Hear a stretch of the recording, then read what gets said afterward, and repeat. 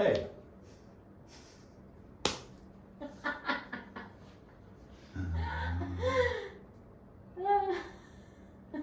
Hi, Anel.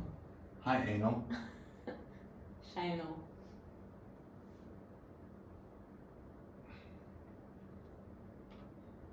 The topic.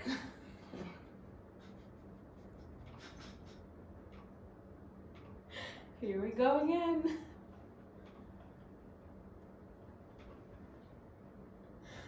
יכול להתחיל בסיפור, אוקיי? אתה לא חייב ישר לפנות אליי. תתחיל בסיפור. לא, אני בא להגיד, I want to speak about. I want to tell a story about Little Red Riding Hood. Little Red Riding Hood. אמרת איזה מילה היום שלא הכרתי. Ready? אתה ממש טוב באנגלית, סליחה, זה פעם לך. כן. יאללה. עשית פליי שם? כן.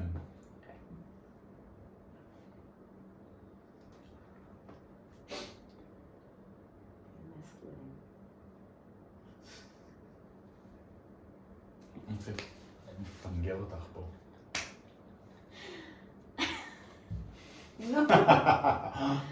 אוף, נו כבר. כבר! אל תלחיץ, זה הבעיה, את מלחיצה, אוקיי? תני לי, let me be.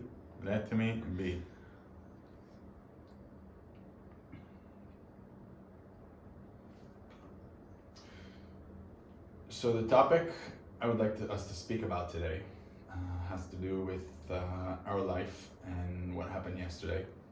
And so even though we're together for 13 years and we've been working on our communication, I think every day, getting better, striving to get better, to understand each other on a higher level, to be understood, to be seen, and to see, we still hit moments like yesterday where like a big topic in our life came up, talking about children, whether we want to have children or not.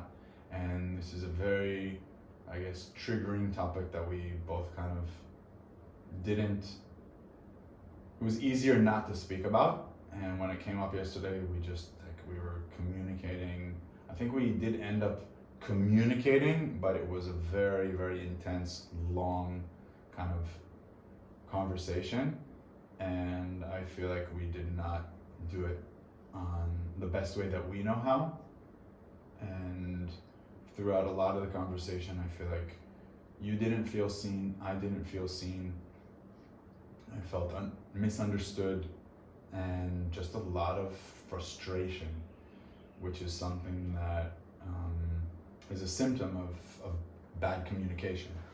And in the end, good communication, and the whole idea of communication is that we are conveying something that is on our mind or heart to someone else or to others, and the idea is to be understood. Otherwise, what's the point? To be understood, and when we're understood, and then we feel seen and validated, and vice versa.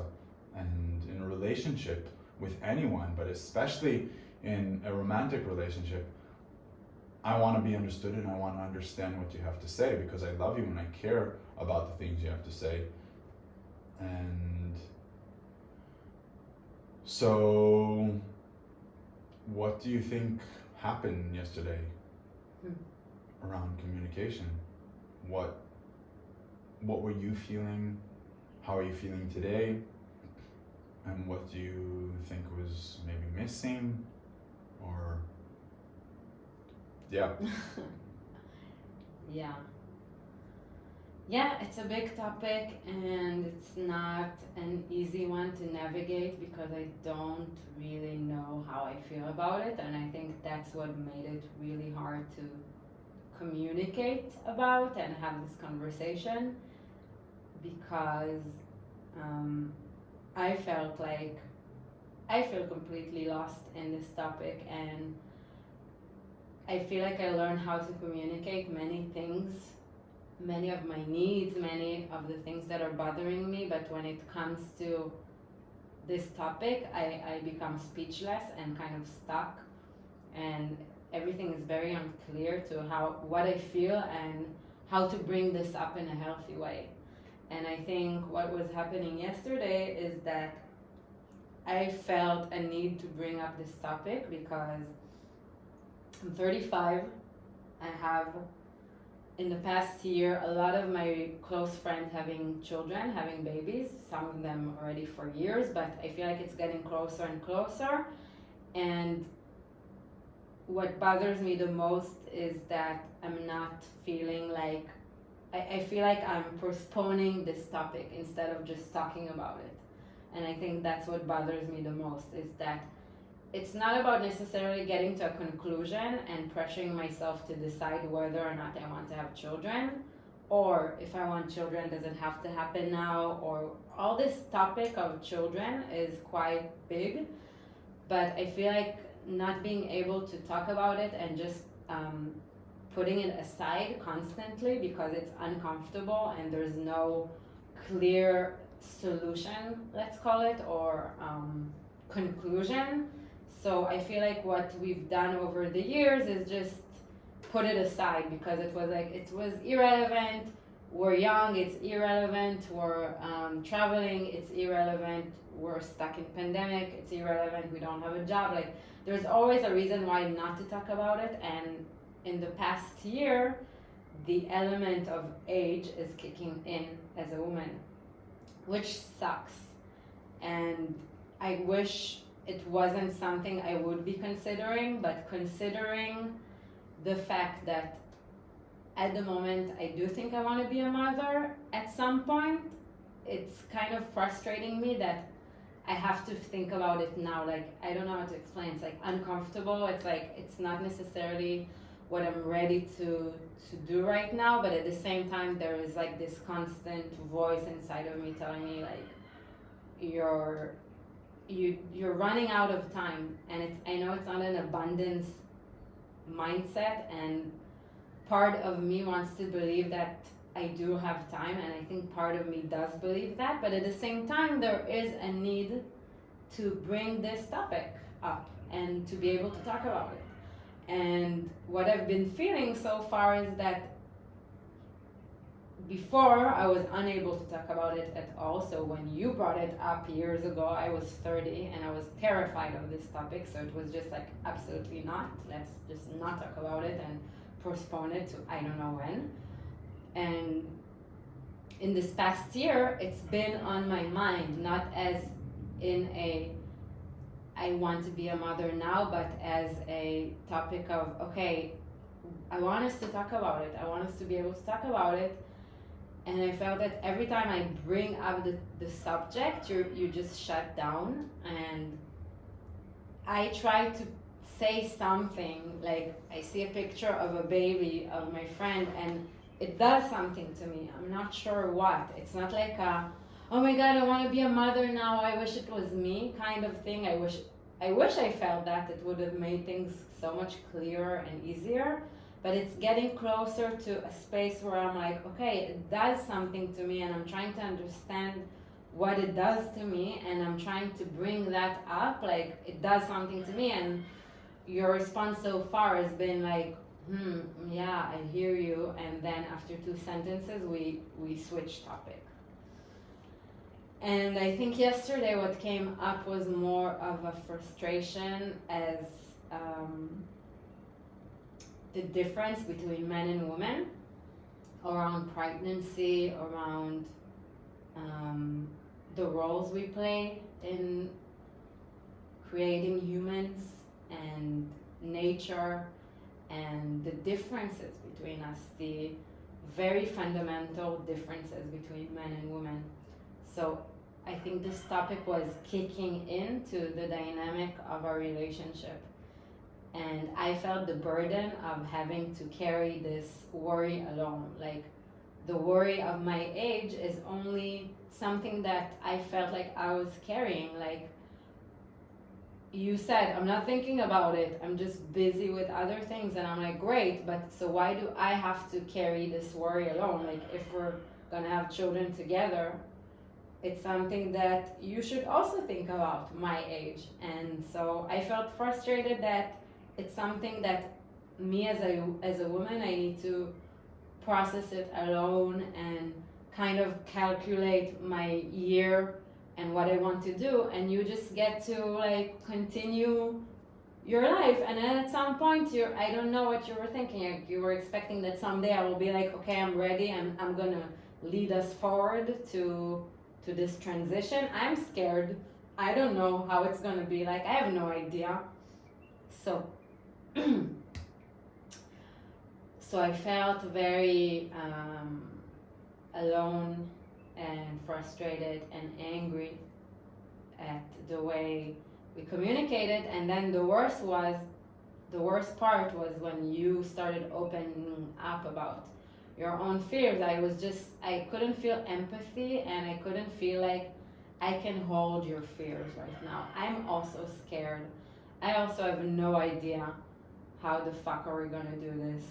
And so I felt like you were expecting me to salute you for opening up about your fears around children, and expecting me to be the one who says it's okay to be afraid, when inside of me I'm terrified as well, and I can't hold your fears. I need you to hold my fears in a way. So something like that. And I think the communication was getting worse by the minute, and I couldn't. I knew I have a choice. I knew I could communicate better, but part of me didn't want to do it. I was angry. I was having like rage inside of me as a woman. And I think it started as a discussion about men and women and expectations and things like that, and it turned into a personal conversation about our dynamic, and on how sometimes I feel like it's on me to lead on certain things, and I want on these kinds of topics that it's on us to think about things. So something like that. Is it clear? So I want to try and take a step back, like, and bring it to the topic of communication. What happened yesterday was a good example of miscommunication around a heavy topic or something that has, life-changing consequences. But it doesn't have to be around children. It could be about many things: where to live, where to go, money, get married, where to bury someone. It could be so many different things. And we live right now in a world where I think there is so much disagreement, so much that has to do with a lot of miscommunication. I think that there are differences, but I think that the distance in the difference isn't as big, and we could see that if only we were able to communicate in a proper way. And I think that when miscommunication happens, it's like a snowball effect, that it just keeps getting bigger and bigger, like what happened yesterday. And because there were so much emotions, and so what happened yesterday, yes, I do want to address that, but also more talk like on a higher level about communication. Like, take that as an example to what happens in these type of situations. And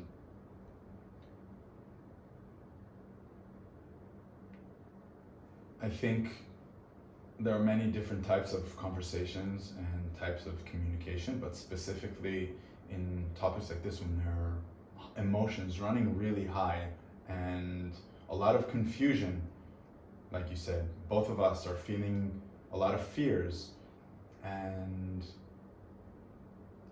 so there's something that we do as humans, and I think we did yesterday, was kind of pointing fingers at each other and saying, you should be like this, you didn't do this properly, da da da, men are like this, women are like this.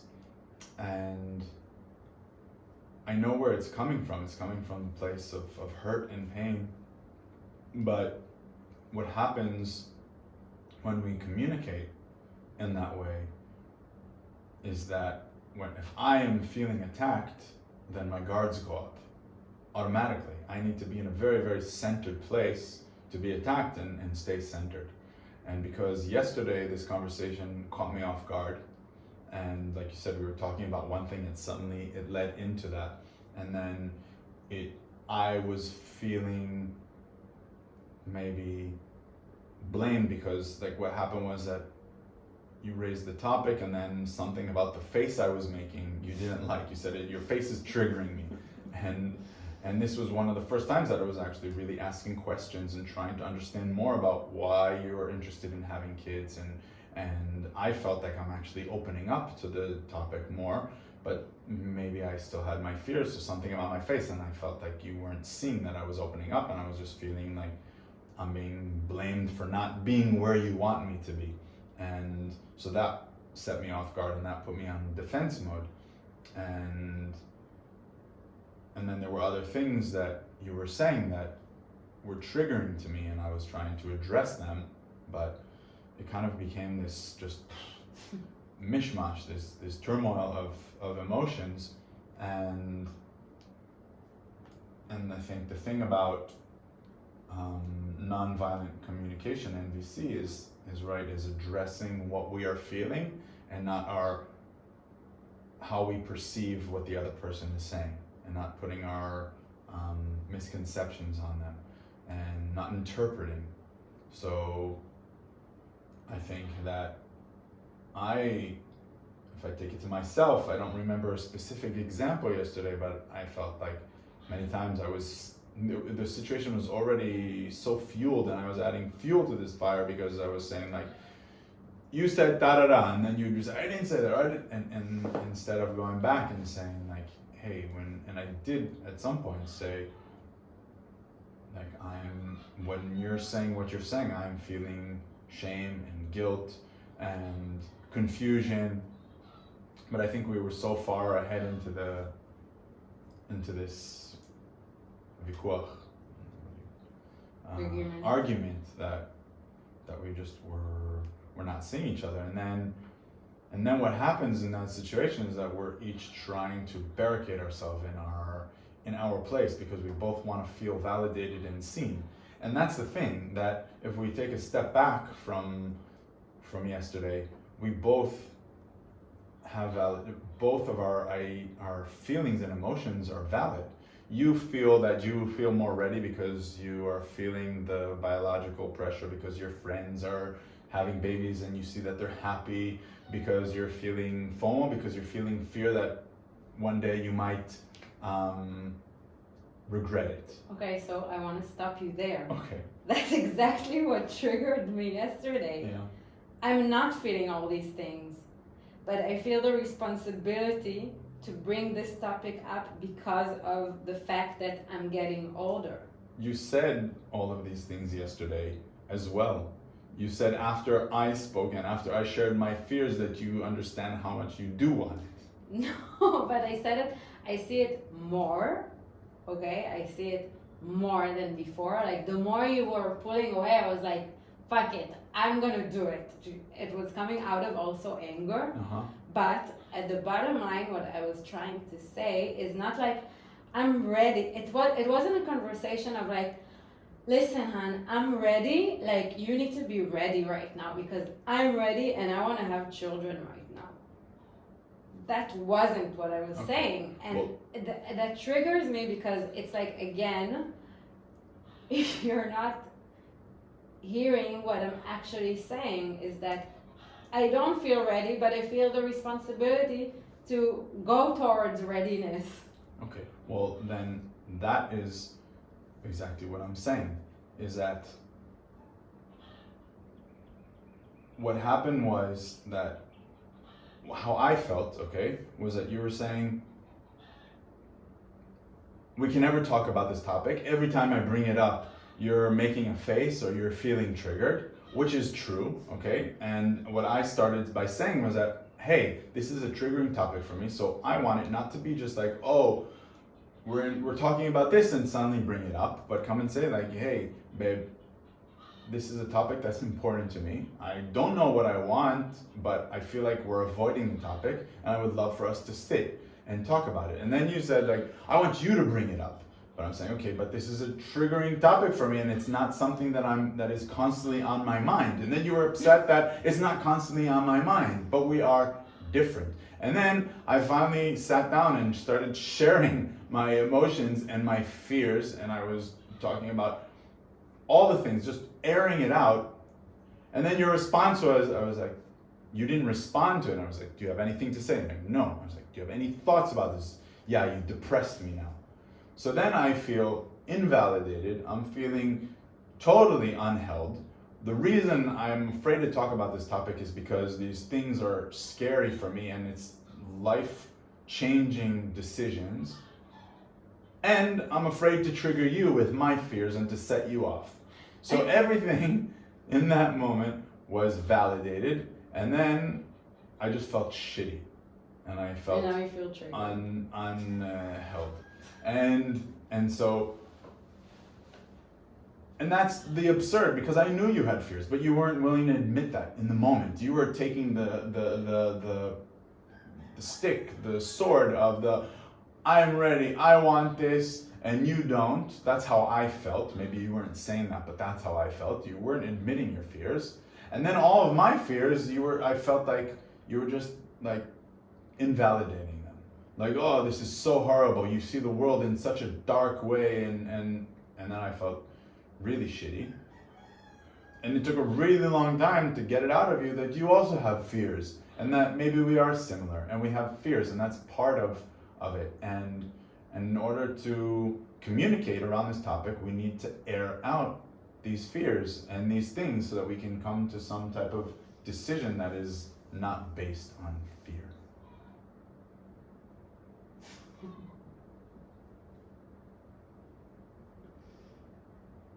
What? I agree with you. I agree. Okay.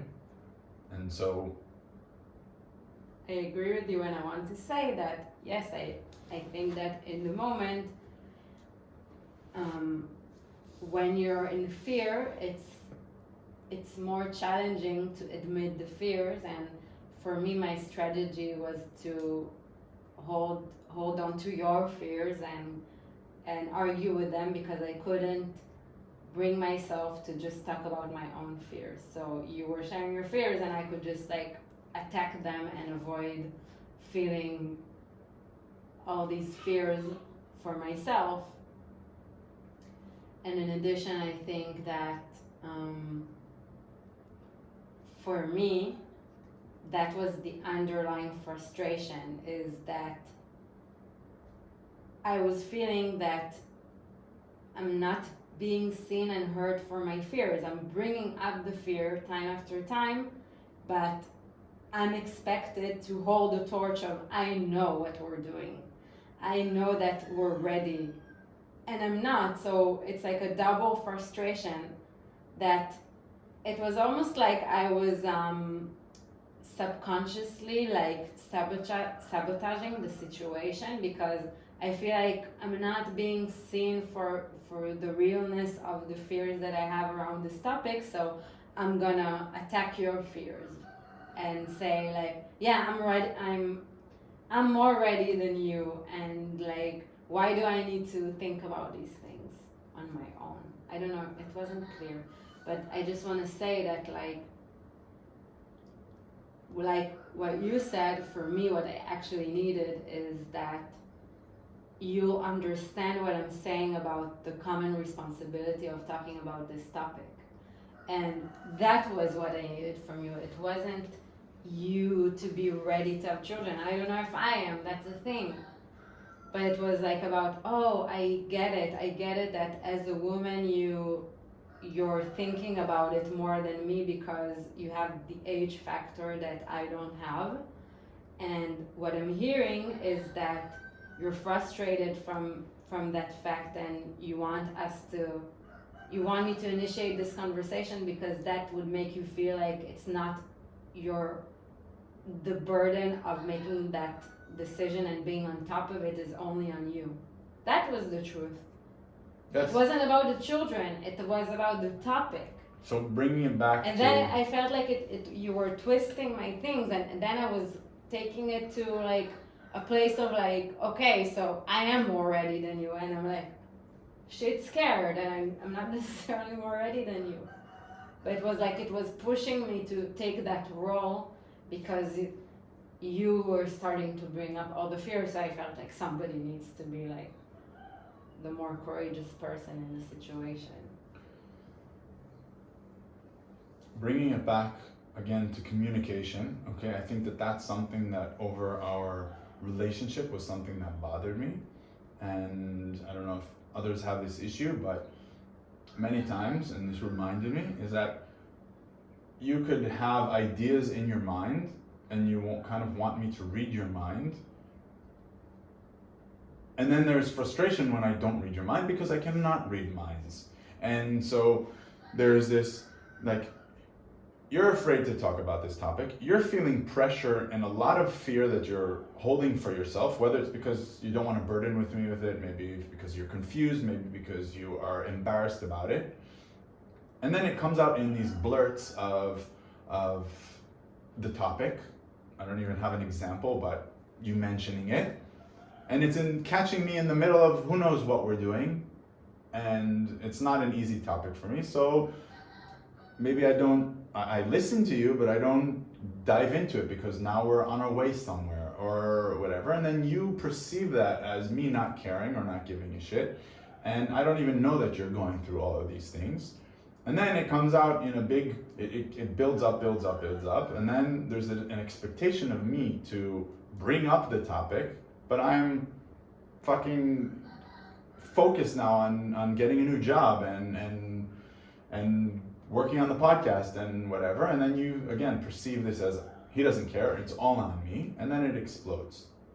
Whereas my ask is, and that's at the beginning of communication, is many times, sharing with you how I need to be communicated around topics like this, and you to come and express your desire and to be vulnerable and express your fears and what you're going through and say like, hey, I am feeling super confused around this topic. I'm afraid to bring it up myself, but right now it's bothering me. And I would love for us to sit and carve out time to do this. How do you feel about that? And then I have time to prepare or to feel ready for this conversation. And yes, if I say, no, I never want to talk to you about this, then that's something you deal with. But I can 100% tell you that I would say, okay, let's find time, as much as it's triggering for me. And then I come prepared for the conversation, and I've come centered, and then I can hold space for your fears. And once your fears are out and that balloon is kind of out, then I can express my fears. And then it doesn't, that snowball effect, like I said, doesn't happen. And another thing that I thought about as you were speaking is that one of the fears in communicating with each other, right, and our fears with each other, or listening, right, like yesterday, it was communicating. Maybe in the end we are going to agree, but as of yesterday, maybe we had disagreements, okay? I was holding more the torch of, I'm not ready for kids, maybe I don't want kids, and you were holding the torch, I'm ready, I feel pressure, I'm ready. And then there's this fear that if you really listen to my fears, now you need to be convinced or you have to agree with me, and now we're never going to have kids. And there's a fear for me that if I'm listening to you, then I have to agree with you. But no, that's the thing around communication and communicating around disagreements.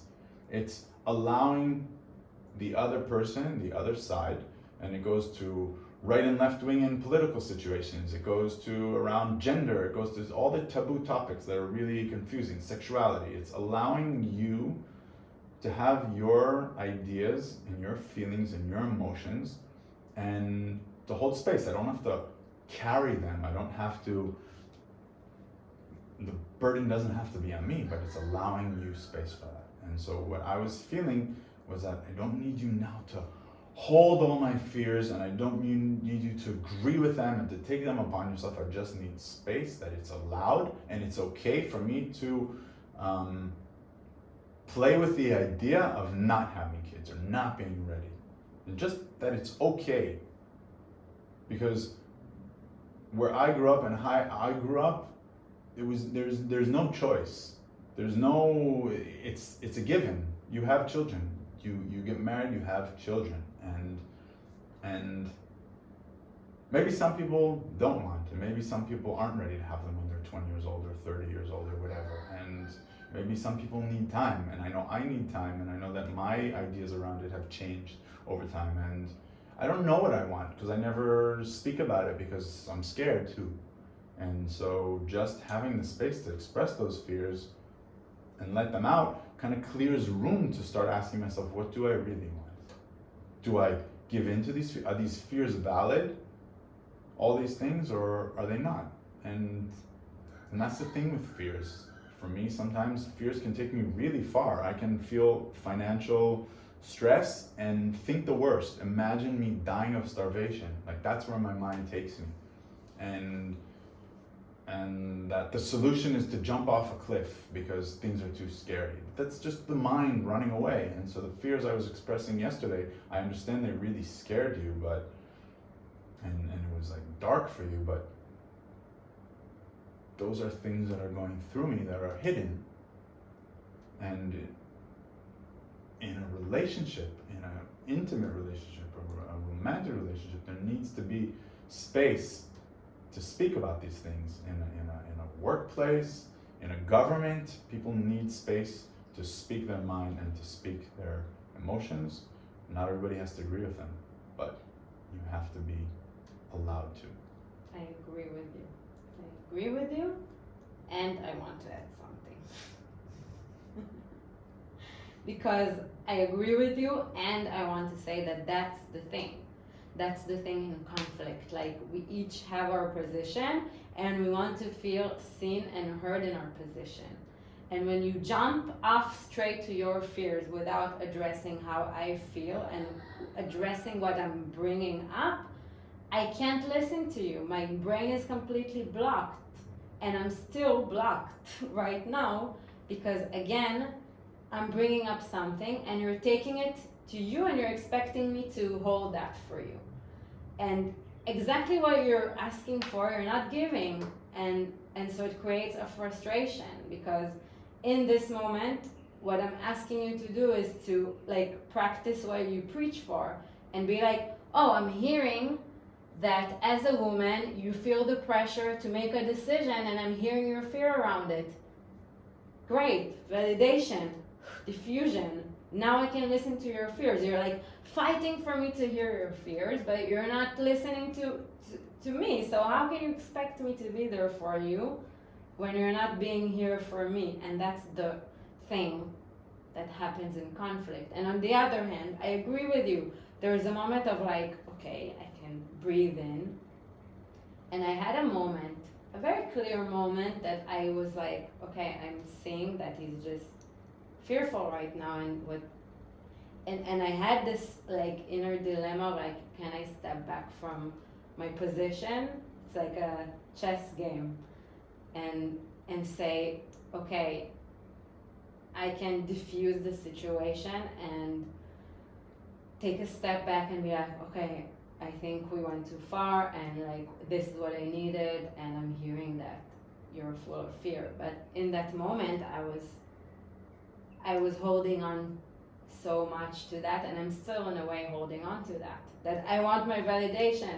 It's like my inner child or my inner self that is full of fear saying like, wait, before we jump to your fears, like, can I get a validation here for what I just said? It's like there was like a skipping point where I brought the topic. So if I can reflect, you're doing the same to me. You're expecting me to serve this topic in a way that works for you. And I'm saying, hey, this topic is super complicated for me. I can't do that. I'm doing what I can to bring it up, and I'm asking you to be involved in this conversation. And you're saying, no, if you're not going to do it the way I want you to serve this topic because it's hard for me, I can't listen to you. And then we're stuck. I do want to say that I've learned over the years that yes, I can be stubborn and I can say things the way I want and I want to say this thing aggressively or with anger, or to just like burst out and explode, and I want you to just hold it now because that's how I feel. And I did learn over the years that we have different styles of communication, and for you to be able to listen to me. So if what I really want is for you to listen to me, then I need to kind of like regroup and say it in a way that you can listen. I learned that, and I'm happy to do that most of the times. But it's like I also want you to come towards me, and I think in many times in conflict we're able to do that for each other, where I'm able to step back and say, okay, let me phrase it in a way that you can listen to me. And sometimes you can understand that right now I need to just say what I need to say, and you can hold that for me. And you can like not jump into defense mode. You can just like, okay, now I see she's in fear, I see she's freaking out, I'm just gonna hold her. And that's also beautiful, and it's a great gift to give to each other when you're able to do that and step back from your position and be like, oh, I can recognize the fear, I'm listening to the underlying fear here, and I can just like stop for a minute and just let her do that. Okay, I'm feeling disconnected and I'm not really hearing you, and I feel like your words are going but they're passing through, and so I wanna stop this for a moment, and I wanna ask you, I wanna address what you said. You're still not feeling heard and validated. What does that mean? What can help you feel validated in this moment? Okay. And what are you feeling? Thank you for this question, and thank you for your honesty.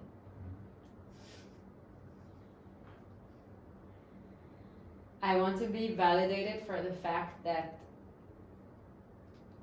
I am a woman, a 35-year-old woman, and I feel the pressure, the biological clock, let's call it, on my shoulders. I feel it as a burden on my shoulders, and I just want to be acknowledged for the fact that I have this worry as a woman, and that it's uncomfortable for me to hold that pressure because I am a woman.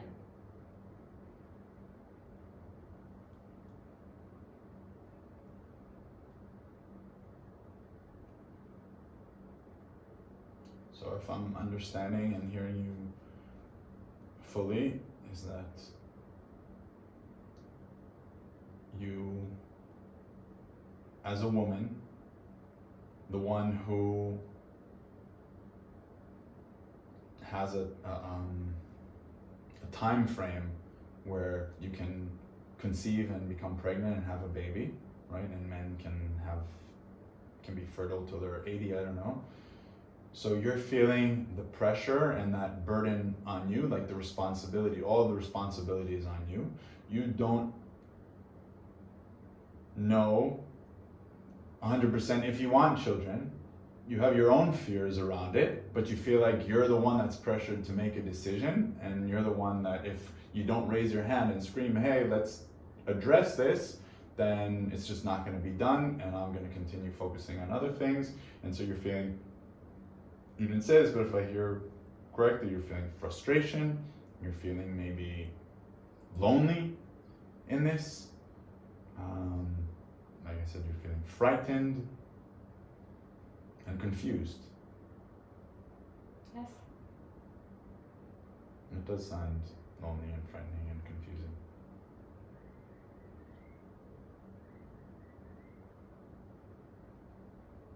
And I think it's something that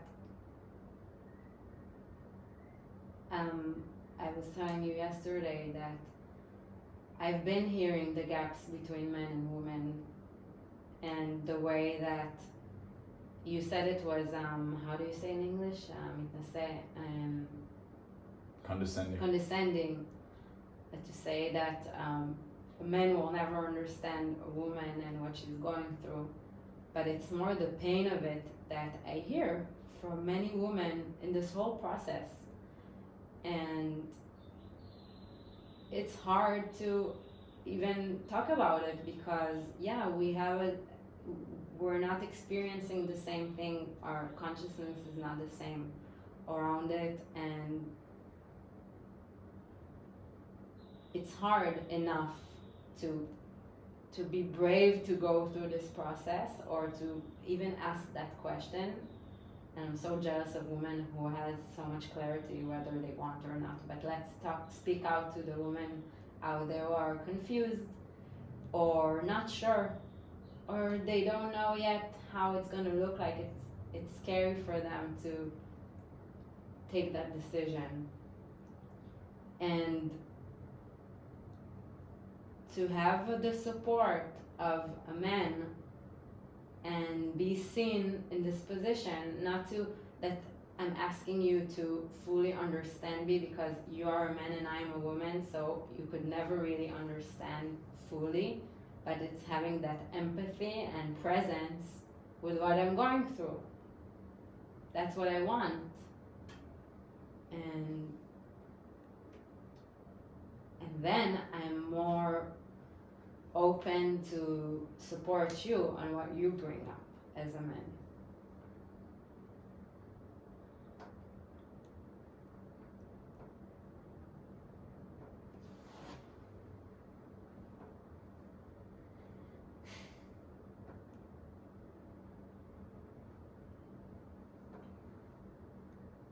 I think that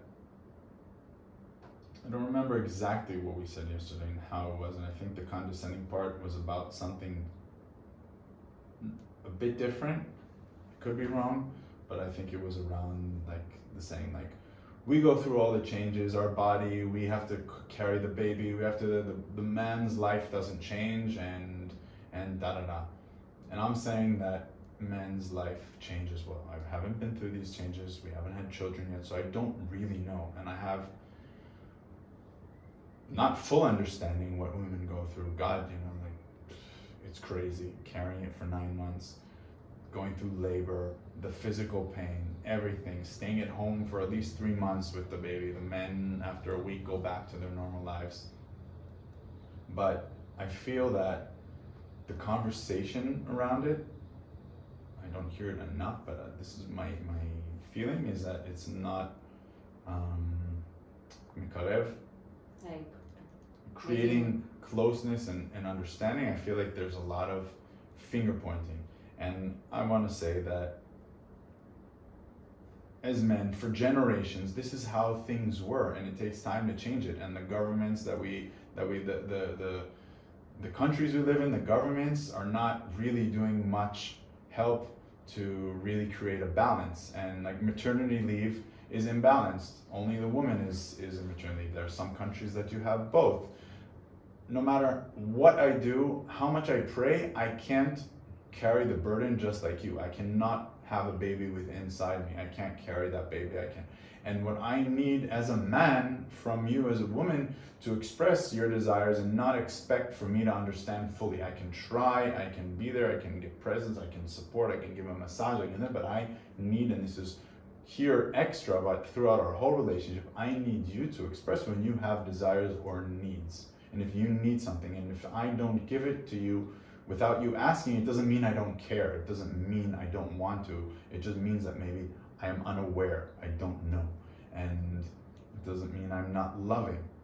And so the same goes in these situations. If there's a woman who is home with the children and the father is working more often and he travels to other countries because of work and she doesn't say anything about it but is just frustrated, is he to blame?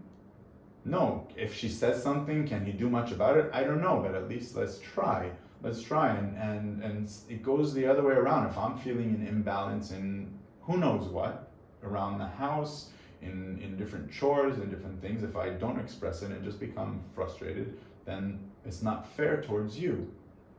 And so I think that there is an imbalance between the sexes, between the genders, but there needs to be healthy communication and conversation around it. And I feel like there's a lot of finger pointing, and it's coming from a validated place of frustration and pain and anger from years of an imbalance, from years of power struggle, from years of the patriarchy. And I understand that. But as a man, when a finger is pointed at me, just like in the situation yesterday, it's automatic. My guard goes up. Yeah. And I automatically either shut down or lash out, and I'm working on that. I've come much better over the years, but I still have that. You're doing a great job. But I still do that. And then you stay feeling unheard, unseen, invalidated, and lonely. And all you want is to feel closeness. And it takes, yes. And that's why over time I say, like, when you raise your voice at me, I will shut down because I have my triggers. You can keep doing that. I'm not telling you how to live your life. I'm not invalidating your anger. But this is my mechanism.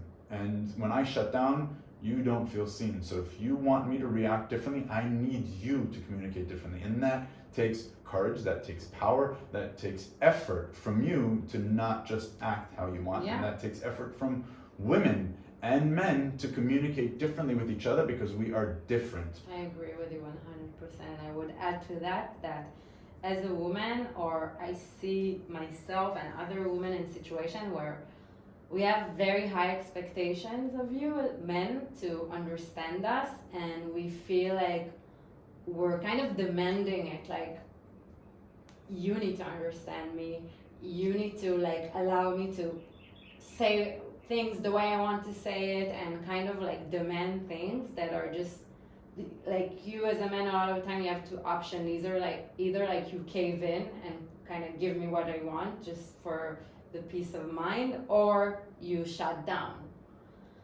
And my process as to learn to communicate better in conflict was really, and I'm still working on that as well, to breathe in and be like, wait, like, what do I really want here, and can I just express what I'm really feeling and not just like attack right now, even though I really, really want to, and it's like a burning desire to just like say what I want and lash out, and have those moments where I can like pull myself back in and be like, okay, let's start again. This is not what I wanted to do. And then the whole conflict can be like dissolved because I was just able to say what I really feel and what I really need from you, and you're open to listen to me. And it's hard. I'm saying it like with a lot of like I don't know what to say the word is, but kind of like, it's not easy.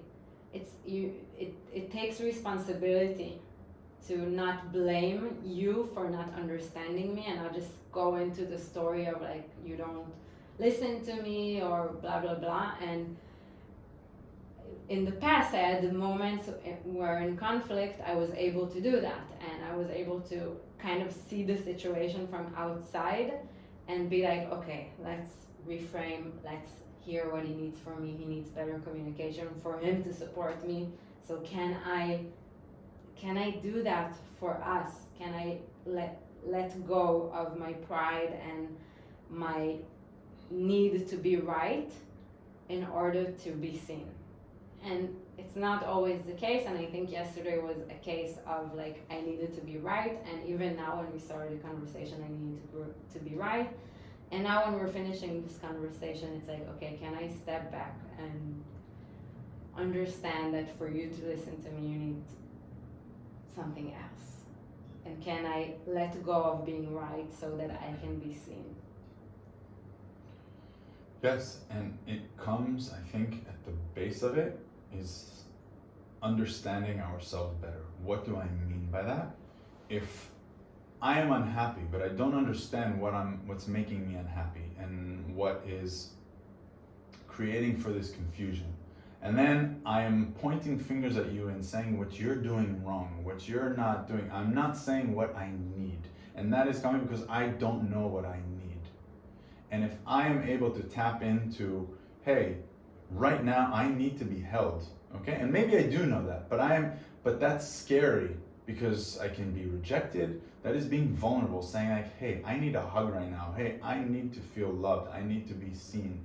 And so we at the base of it, we need to learn to express what it is that we need from the other and not point fingers and say what they're doing wrong. Yeah.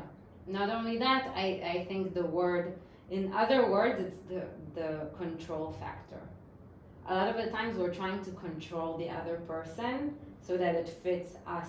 And when we're doing that, we're manipulating the situation and we're not creating a safe space for the other person to open up. We're trying to control and have it done in a way that suits us, and it's not necessarily what's right for both of us. So I take the responsibility on my part, and I'm saying it with caution that it's not just like, okay, I take the responsibility and I apologize for not being able to communicate better, and at the same time I'm just also putting, I don't know if it's a boundary, but also putting it out there that what I needed is, because it wasn't clear for me to just be seen and heard for what I'm really saying before you needed that. And so I'm putting both at the same time. I take responsibility, communication could have been better, but I think we both could have done a bit more to have a better discussion around it. And that's the thing I want to end with, is that it is a process, and it is a long process to learn how to communicate. I was not taught how to communicate. We are learning from day one in our relationship to communicate, and we communicated horribly for the first few years, but we still tried to communicate. And now, even after so many years, we had a tough time yesterday, but we are still learning and we are still growing. As long as we are showing the effort and showing the want and need to, this is showing that we do care for each other and we do love, and we want to be seen in this relationship because we want to be in this relationship. I want to see you in this relationship because I want to be in this relationship. So thank you for joining for another episode. Yes, thank you. Hope you can take some of this from what we spoke about into your lives, and please share with us how it's going for you, how communication is going with you, how are there struggles that you're having with communication. Thank you. כן. מה קופץ פה? אוף, מעניין.